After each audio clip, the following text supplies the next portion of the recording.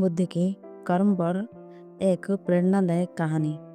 गौतम बुद्ध का जीवन हमें अनेक शिक्षाएं देता है, जिनमें से सबसे महत्वपूर्ण है कर्म का सिद्धांत।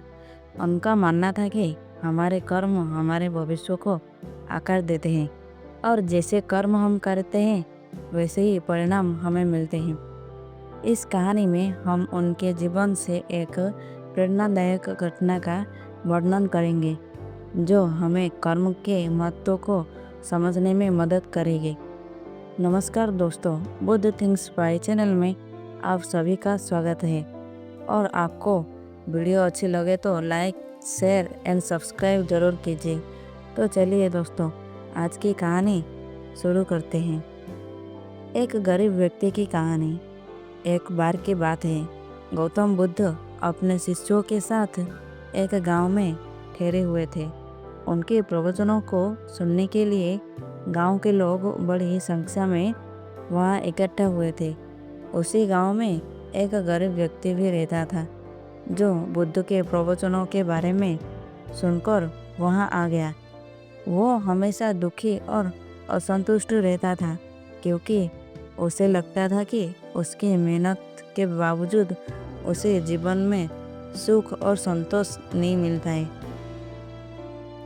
जब वो गौतम बुद्ध के पास पहुंचा तो उसने उनसे अपना दुख साझा किया। उनसे कहा, भगवान, मैं गरीब हूँ लेकिन मेहनत करता हूँ, फिर भी मुझे जीवन में सफलता और खुशी नहीं मिल रही है।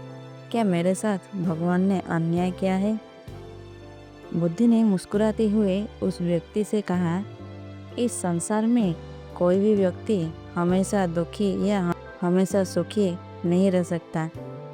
यह सब हमारे कर्मों के परिणाम हैं। जैसा बीज हम बोते हैं वैसा ही फल हमें मिलता है। यदि तुम अपने जीवन में खुश रहना चाहते हो तो तुम्हें अपने कर्मों को भी सुधारना होगा। ने आगे कहा, क्या तुम जानते हो कि मनुष्य अपने विचार और कर्म से अपना भाग्य बनाते हैं? अपने कर्मों को बदलो तो तुम्हारे जीवन में सुख और सफलता अवश्य आएगी।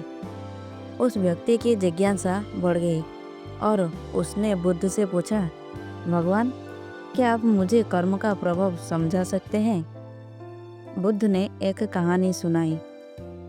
किसी गांव में एक किसान रहता था, जिसके पास कुछ अनाज के बीज थे। वह हर साल इन बीजों को बोता और अपने खेत में फसल उगाता, लेकिन हर बार उसकी फसल खराब होती थी और वह हमेशा परेशान रहता था। उसने कई बार अपनी किस्मतों को कोसा और दूसरों को दोष दिया।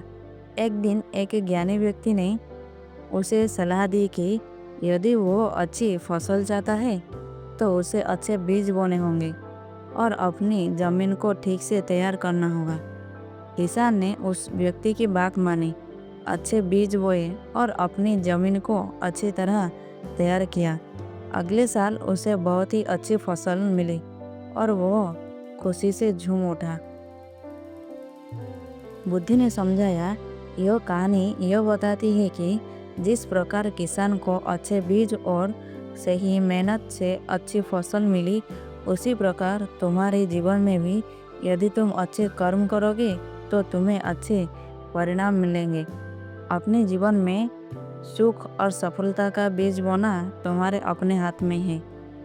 इस कहानी से उस व्यक्ति को समझ में आ गया कि वह अपनी गरीबी और असफलता के लिए दूसरों को दोष दे रहा था, जबकि असली कारण उसके अपने कर्म थे।